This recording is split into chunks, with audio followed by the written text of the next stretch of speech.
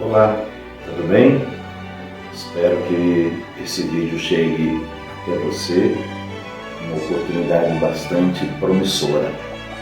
A gente pensar, refletir, conversar, tratar de lidar com coisas que nem sempre estamos acostumados e com coisas que nem sempre a gente presta muita atenção no nosso dia a dia. Porque são coisas que são tão pulverizadas na nossa cotidianeidade que a gente já não consegue dar conta de tantos fragmentos e de tantos espirros sobre a nossa vida. No entanto, elas estão aí e, no entanto, nós estamos inseridos nisso tudo. Ainda que eu não queira refletir, ou ainda que eu não queira pensar, ainda que eu não queira buscar algum tipo de relação com a vida, eu estou inserido nisso tudo e essas coisas, de algum modo, têm um efeito sobre a minha vida também. E é por isso que a gente precisa conversar.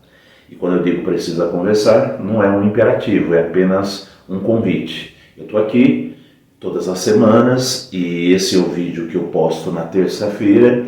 E o objetivo do vídeo da terça é sempre falar sobre um assunto um pouco mais atual, que tem a ver com alguma coisa da vida de todos nós, uma sugestão de filme, uma sugestão de livro, de série, para a gente pensar um pouquinho sobre por onde estamos indo. Semana passada eu indiquei o livro do Krenak, Futuro Ancestral. E algumas pessoas me perguntaram sobre o livro, tudo. Hoje eu resolvi falar novamente sobre um livro, mas o livro, na verdade, ele é apenas um suporte para aquilo que eu vou falar. Eu não vou fazer uma resenha do livro, porque o livro é bastante complexo, o livro é bastante profundo. Resenhá-lo significaria ter que dominar algumas fontes na qual a autora está fundando a sua leitura sobre o tema, e eu não conseguiria fazer isso aqui, nem pelo tempo e nem pela capacidade, pelas condições de estudo, de que não é minha área. Porém, eu acho que é uma coisa que dá para a gente estimular a conversa, pelo menos. Eu estou falando do livro Rituais de Sofrimento, da Silvia Viana, da editora Bom Tempo. Esse livro aqui, que você encontra nas livrarias, você consegue comprar pela internet, ele é chamado Rituais de Sofrimento. Silvia Viana, da editora Bom Tempo. Mas eu vou partir dele depois. Hoje eu queria começar com uma provocação, que na verdade já é a minha análise. A minha questão é, estamos vivendo já há algum tempo uma explosão de reality shows na televisão. Não sei se você já percebeu. Tem reality show de cozinha, reality show de música, reality show de esportes, reality show de desafios humanos, reality show de convivência e por aí vai. Cada vez a criatividade da televisão, dos produtores de TV, vão inovando cada vez mais. Já vi até uma propaganda sobre troca de esposas, ou seja, a ideia é explorar, esgotar esse tipo de programa, esse tipo de proposta de divertimento ao máximo, usando todas as frentes possíveis para prender o espectador dentro daquele universo proposto pela produção do programa.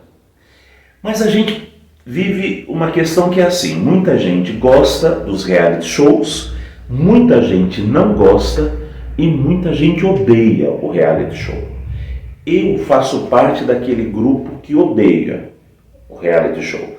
Eu não vejo propósito, eu não vejo sentido, me parece tudo muito fake, a maneira como as coisas são produzidas, e por mais que se diga que você está fazendo uma captação do recorte de uma determinada realidade, por exemplo, quando você pensa no Big Brother, algumas pessoas defendem a ideia que está ali revelando a maneira como o ser humano funciona, como se estivéssemos olhando para a gaiola do Pavlov. Na verdade, não concordo, não acho possível. Me dá uma sensação que tem um roteiro pré-determinado e esse roteiro pré-determinado, só quem não sabe é quem está observando. São os telespectadores, porque todo mundo que está no jogo, seja patrocinador, seja produção, seja os participantes, está todo mundo ali sabendo qual é o roteiro. A gente que está pegando o produto final é que não sabe. Mas independente disso, não se trata de gostar ou não gostar apenas como uma questão estética.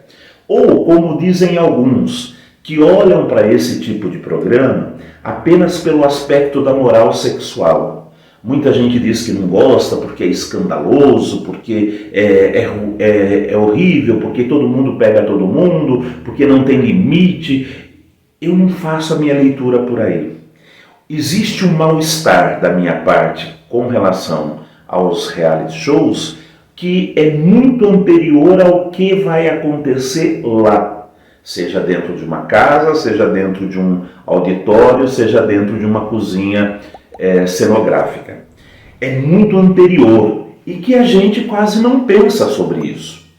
Me parece que talvez ali esteja a chave do entendimento sobre por que esses programas nos pegam tanto.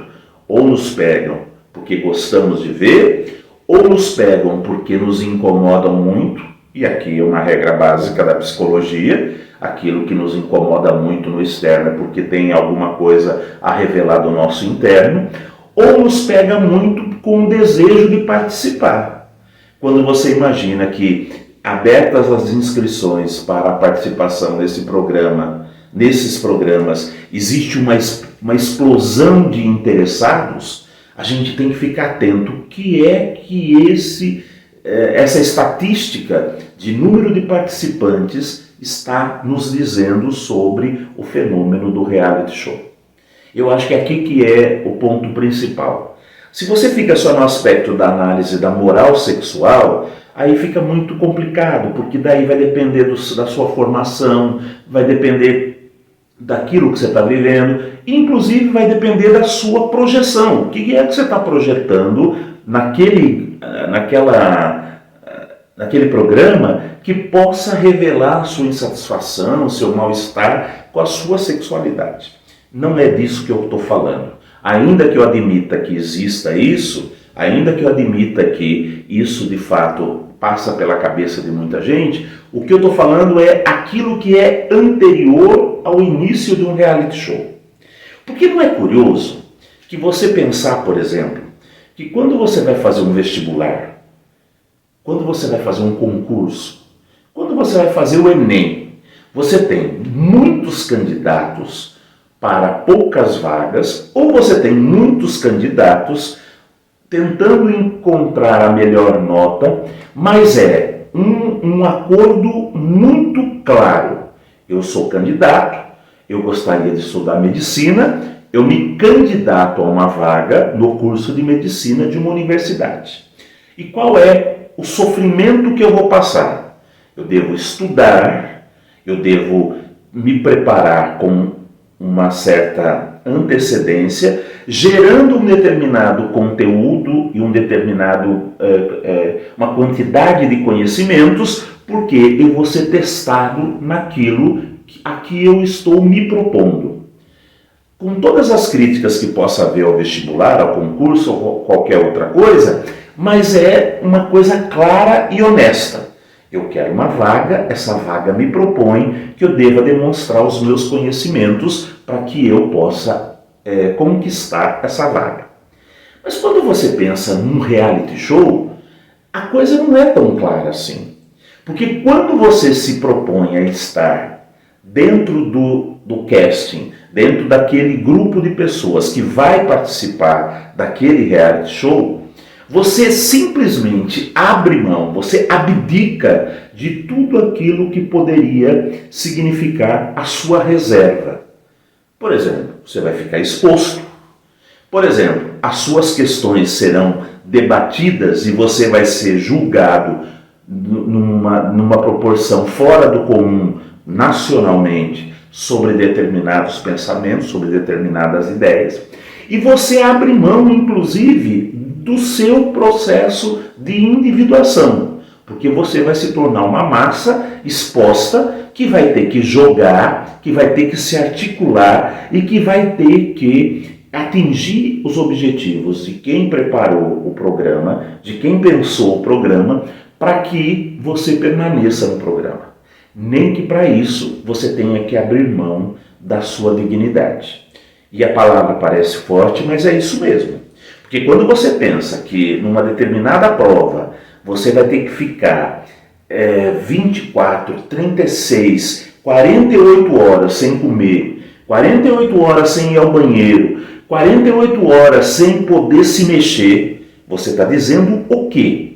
Que você autoriza que o seu corpo seja torturado em vista de um objetivo. E esse objetivo é uma coisa muito fugaz. É R$1 milhão, é uma exposição na mídia e é algum retorno onde você possa, com alguma sorte e com alguma capacidade, depois ser aproveitado em algum tipo de programa, em algum tipo de elenco de novela ou coisas do tipo. O problema não é, de modo algum, se vale a pena ou não. O problema que eu estou colocando aqui é por que as pessoas se submetem a isso, aceitam isso, disputam isso e fazem isso com um certo prazer, como se fosse o sentido da vida delas. Eu não sei se ainda continua, porque como eu disse, eu não acompanho. Tenho muito orgulho de dizer que eu nunca assisti um episódio de nenhum reality show inteiro. Não me interessa, de fato. Eu leio, conheço, sei do que se trata, não sou hipócrita de dizer que não me interesso pela coisa, mas eu não gasto meu tempo com isso. Mas não é interessante que uma pessoa coloque, de primeiro a gente tinha exposição dos vídeos que se mandavam, né? As pessoas diziam por que elas queriam entrar naquele reality show.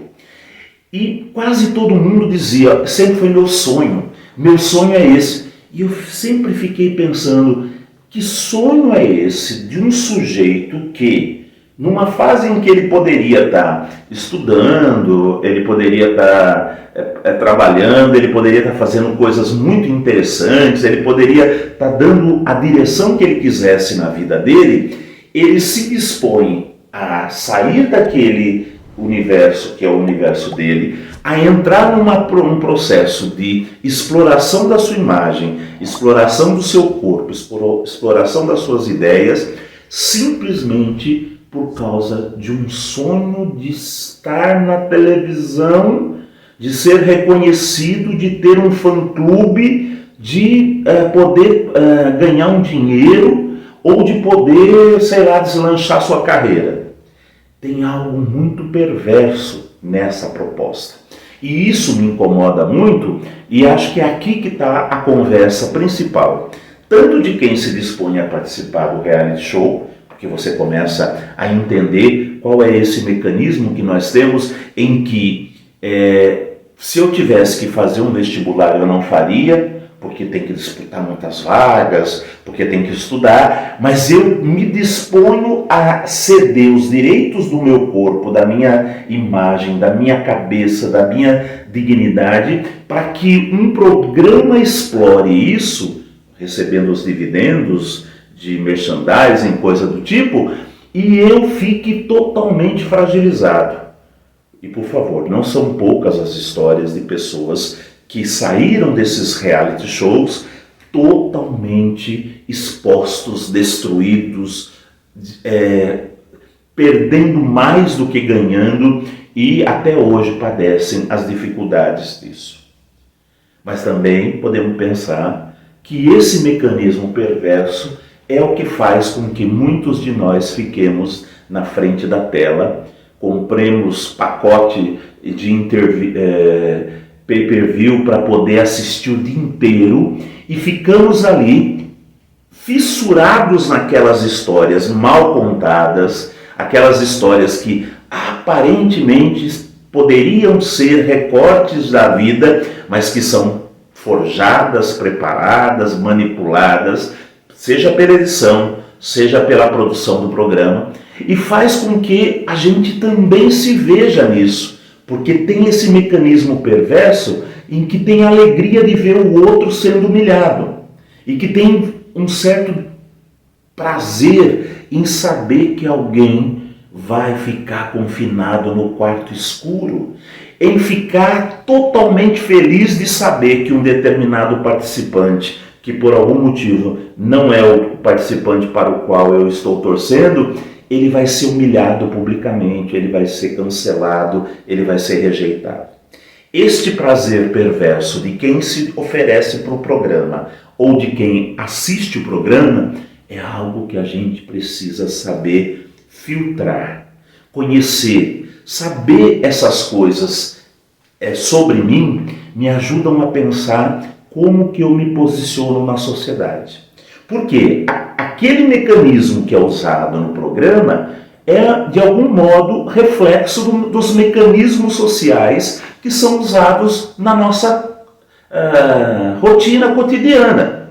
Porque quando eu mando uma pessoa calar a boca porque ela é pobre, quando eu mando alguém fazer uma coisa para mim porque ela é inferior a mim, quando eu premio alguém que me dá alguma coisa e castigo quem não fez aquilo que me deu, são os mesmos mecanismos. De algum modo, esta perversidade analítica vai aparecer na nossa vida.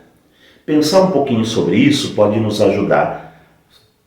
Não acho que vai fazer você gostar mais ou menos dos reality shows. Eu apenas usei o reality show como uma desculpa para a gente conversar sobre esta condição na qual estamos inseridos. Pensar a vida, pensar a maneira, o modo como a gente se relaciona com tantas situações e com tantas dificuldades e problemas. Lembra que eu usei no começo do vídeo a ideia da pulverização? Está tudo tão pulverizado que a gente não dá conta de pensar tudo.